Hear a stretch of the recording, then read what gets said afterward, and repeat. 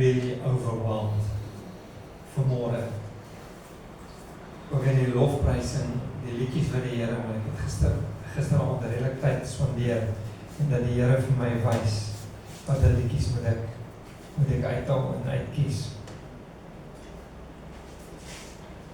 En dit is ook my gesê in die begin, dit is nie die normale liedjies nie.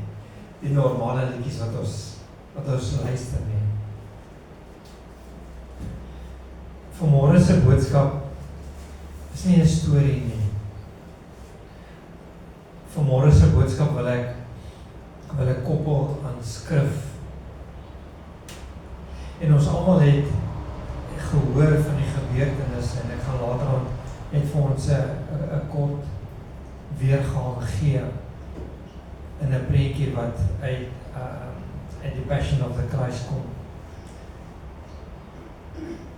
En dit het my net weer eens aangeraak, want wanneer ek altyd nagmaal bedien, dan sê ek, hy was onherkenbaar vir my en vir jou verbroken.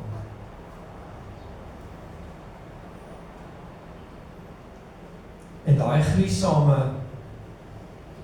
event wat, ek weet nie wat so event, gebeurtenis, meer as 2000 jaar terug, is een van die grootste gebeurtenisse nog ooit. En ek weet, daar was baie skrif oor die gebeurtenis, maar ek wil vanmôre 'n bietjie dit verder vat. En ek weet nie of jy Bybel saamgebring het nie, in Efesiërs 2. Kom ons leer 'n bietjie fondasie. Efesiërs 2.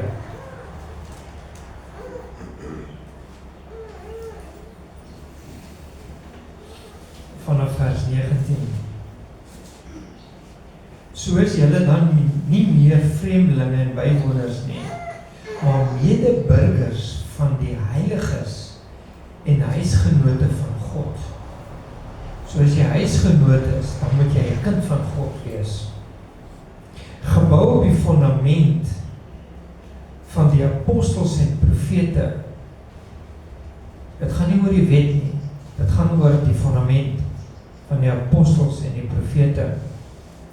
Terwyl Jesus Christus die hoeksteen is, en ons het al reeds 'n woord daaroor bedien, en wie die hele gebou goed saamgevoeg, verhuis tot 'n heilige tempel in die Here, en wie julle ook saam opgebou word, tot 'n woning van God in die Gees. En dan kyk ons 'n bietjie verder, wat het Jesaja geprofeteer 750 jaar terug. En jy hoef nie daar te blaai nie, maar Jesaja 9 vers 5 en 6. Want 'n kind is vir ons gebore, 'n seun is aan ons gegee, en die heerskappy is op sy skouer, en hy word genoem wonderbaar, raadsman, sterke God, ewige Vader, vredevors, tot vermeerdering van die heerskappy en tot vrede sonder einde. Vrede sonder einde, kan ek en jy daarin indink. Op die troon van Dawid en oor sy koninkryk, om dit te bevestig en dit te versterk deur reg en deur geregtigheid. Ons gaan nou daar 'n bietjie daarna kyk. Van nou af tot in ewigheid. Die ywer van die Here van die leerskare sal dit doen. En as daar nog 'n skrif wat my enigste verlosser meer bevestig verder in Jesaja. Ons gaan 'n bietjie daar stil staan. Julle is my getuies, spreek die Here. Hoekom gee ek hierdie skrifte vanmôre? 750 jaar gelede, voor die kruisiging. Dit bevestig sy heerskappy en dit wat ons herdenk vandag. Julle is my getuies, spreek die Here, en my knegg wat ek uitverkies het, sodat julle kan weet en my kan glo en insien dat ek is voor my is geen God geformeer nie, en na my sal daar geen een wees nie, kyk net die bevestiging, en ek is die Here, en daar sal geen heiland buiten my nie. Ek het verkondig en verlos, en dit laat hoor, en daar was geen ander God onder julle nie, en julle is my getuie, spreek die Here, en ek is God. En verder bietjie aan in Jesaja 53, lees ons verder. Ek het ons gesê, ons gaan 'n bietjie na die skrifte kyk vanmôre. Maar daar is Jesaja 53 vers 5. Maar hy is ter wille van ons oortredinge deurboor, ter wille van ons ongeregtighede is hy verbrysel. Jesus is verbrysel. Die straf wat vir ons die vrede aanbring, was op hom, en deur sy wonde het daar vir ons genesing gekom. Wow. Wow. En dan lees ons daar wat verder sê, wat sê God die Vader van ons in Johannes 3 vers 16? Wat sê hy verder? Want so lief het God die wêreld gehad, dat hy sy enige gebore seun gegee het, sodat elkeen wat aan hom glo, nie verlore mag gaan nie, maar die ewige lewe kan hê. Want God het sy seun in die wêreld gestuur, nie om die wêreld te oordeel nie, maar die wêreld deur hom gered kan word. Ek wil gou goed, as jy dit net vir my kan afsit, Joshua. Sit dan net op. Nadat Jesus elke profetiese woord in die skrif vervul het. En daar in Johannes wat ek laasweek gesê het, is die koringkorrel saad moes eers gesterf het voordat ons kan lewe. Maar dit is vir my goed dat 'n mens visueel weer kan terugkom en kan kyk wat daar gebeur het. Want daar is baie van die verskillende gelowe wat nog steeds vir Jesus aan die kruis het.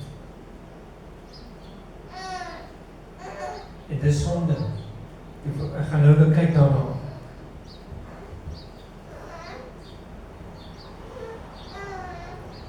As jy die Bybel sê, kom ons lees dit 'n bietjie verder in Markus 15, vers 36.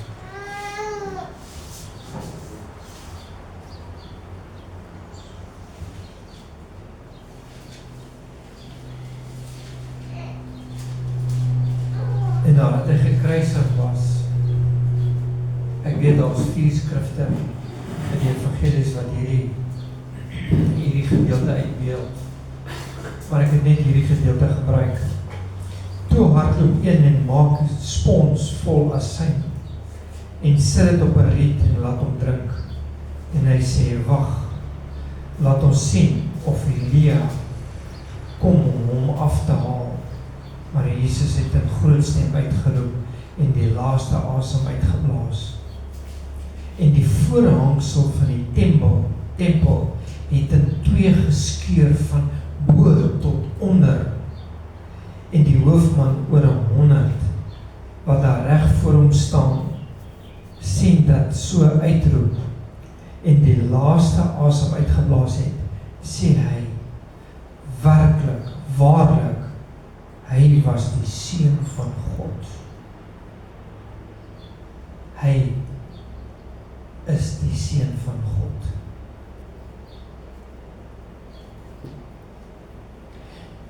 En verder in die kruis, toe hy nou daar gehang het en hy sal reeds sy siel oorgegee het aan God die Vader.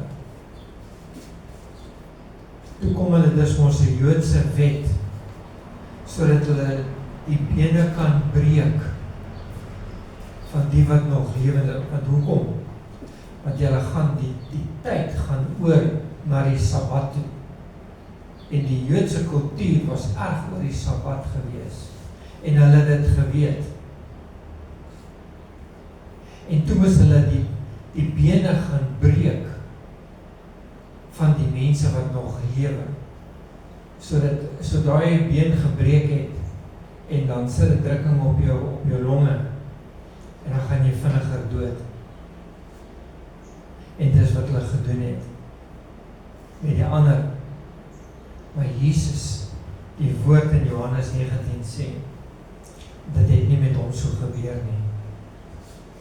Ek lees in Johannes 19, en die liggame nie op die Sabbat van die kruis sou bly nie, aangesien dit die voorbereiding was. Want die dag van daardie Sabbat was groot. Het die Jode Pilatus gevra dat hulle bene gebreek en hulle weggeneem moes word. Die soldate het toe gekom en die bene van die eerste ene gebreek en die ander ene wat saam met hom gekruisig was. Maar toe hulle by Jesus kom en sien dat hy dood was, het hulle sy bene nie gebreek nie, maar een van die soldate het sy spies in sy sy gesteek en dadelik het daar bloed en water uitgekom. En hy wat dit gesien het dit getuig en die getuienis is waaragtig. En hy weet dat hy die waarheid spreek, sodat jy kan glo. Want hierdie dinge het gebeur, dat die skrif vervul sal word. Geen been van hom sal gebreek word nie. En weer in 'n ander skrif, hulle sal sien in wie hulle sal sien in wie hulle gesteek het. Tot sover. Wat het daarna gebeur, tydens dit gebeur? Die voorhangsel was geskeur.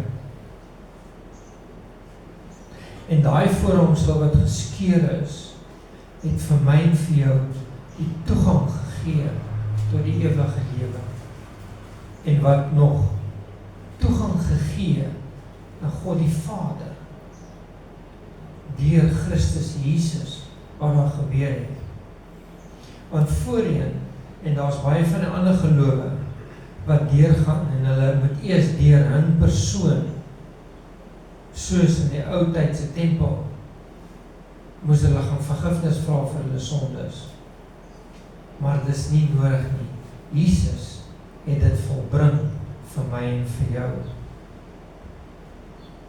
In Galasiërs is daar ook nog 'n belangrike skrif. Ek is met Christus gekruisig. So, ons bring nou die hele vervulling wat daar gebeur het. Nie net tot ons nagedagtenis nie, maar tot ons toepassing wie ons in Christus Jesus is. Ek is met Christus gekruisig en ek leef nie meer nie, maar Christus leef in my, sê Galasiërs 2 vers 20. En wat ek nou in die vlees lewe, leef ek deur geloof in die Seun van God, wat my lief gehad het en homself vir my oorgegee het. Dit is volbring vir jou en vir my. Ek verwerp nie die genade van God nie, want as deur die geregtigheid deur die wet is, dan het Christus te vergeefs gesterf. So daar's nie meer 'n wet nie. Jesus Christus het die wet volbring vir elkeen van ons. En dan vat jy weer verder deur die wedergeboorte aksie wat ons het. Want ons sterf saam met Christus, ons erken dit wat hy op die kruis gedoen het. En ek gaan nie die ander skrifte lees nie, maar daar is redelik baie. Maar hierso in Titus wil ons weer bietjie op onsself fokus en vir onsself vra, wat is my en jou doelwit? Deur hierdie hele kruisiging dit wat deur Jesus gegaan het. Wat is my en jou doel aan die einde van die dag? Dan lees ek die skrif hierson, Titus 2 vers 11 en 12. Want die reddende genade van God het aan alle mense verskyn en leer ons om die goddeloosheid en die wêreldse begeerlikhede te verloon, ingetoe en regverdig, te vroom in die teenwoordige wêreld te lewe. So dis vir my en jou 'n bewys. Wil ek net 'n bietjie verder aangaan en sê wat is ons doelwit? Ons is ambassadeurs vir dit wat op die kruis gebeur het. Is ek en jy ambassadeurs in Christus en daar's 'n skrif daarvoor. En dan vra ek vir my jouself, of vra vir jouself, waar bevind ek vir my vanmôre? Waar bevind ek in my verhouding met Jesus Christus? Hy was verneder in die openbaar, net in 'n kleed en 'n silender. Vir jou en vir my was hy verneder. Waarom hou ek en jy vas in ons lewens? Hoe lê jy jouself neer vir Christus Jesus? Hy het dit gedoen uit sy eie wil uit.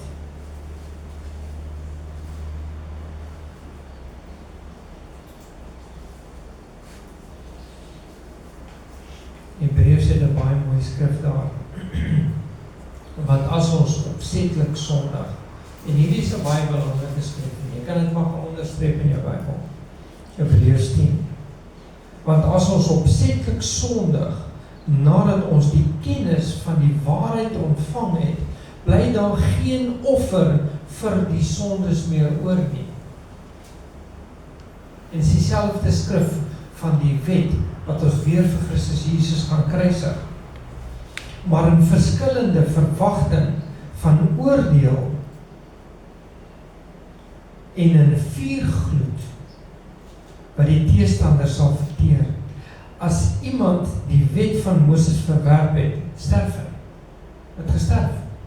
Met 2 of 3 getuienis het hulle gesterf. Hoeveel swaarder straf dink julle sal hy verdien wat die seun van God verwerp het en die bloed van die testament waardeur hy heilig is, onrein geag en die Gees genade versmaad het. Wow. Ek wil vanmôre afsluit. As jy net vorentoe blaai in Hebreërs 9. Gaan vir my so toe asseblief. Hebreërs 9.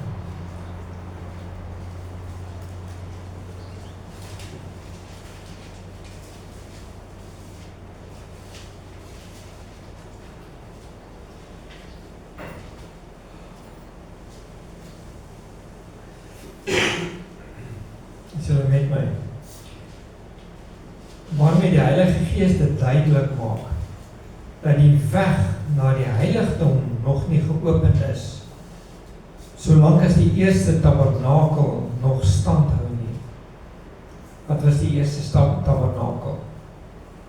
Daar waar die voorhangsel was. Alright? Dis die eerste tabernakel. En ek het nog nie 'n woord, ek het al voorheen 'n woord bedien, maar nie hierso nie. Waar die tabernakel Christus Jesus verteenwoordig. En ons gaan daai vergelyking gaan ons nog deurtrap. Dit was 'n beeld met die oog op die teenwoordige tyd, waarin daar gawes en offers gebring word, wat hom wat diens verrig na die gewete nie volkome kan maak nie, omdat dit net bestaan het uit spys en drank. Neem kennis, julle kan maar hierdie vers onderstreep, en verskillende wassinge en vreeslike verordelinge wat opgelê is tot op die tyd van herstelling. Maar Christus, vers 11, wat opgetree het as hoë priester van die toekomstige weldade, het deur groter en volmaker tabernakel wat nie met die hande gemaak is nie. Dit wil sê, wat nie aan hierdie skepping behoort nie, ook nie die bloed van die bokke of kalwers nie, maar met sy eie bloed eenmaal ingegaan en die heiligdom en 'n ewige verlossing teweeggebring. Vers 15. En daarom is hy middelaar van 'n nuwe testament, sodat terwyl daar 'n dood plaasgevind het vir die verlossing van die oortredinge onder die eerste testament, wat geroepe is, die belofte van die ewige erfenis kan ontvang.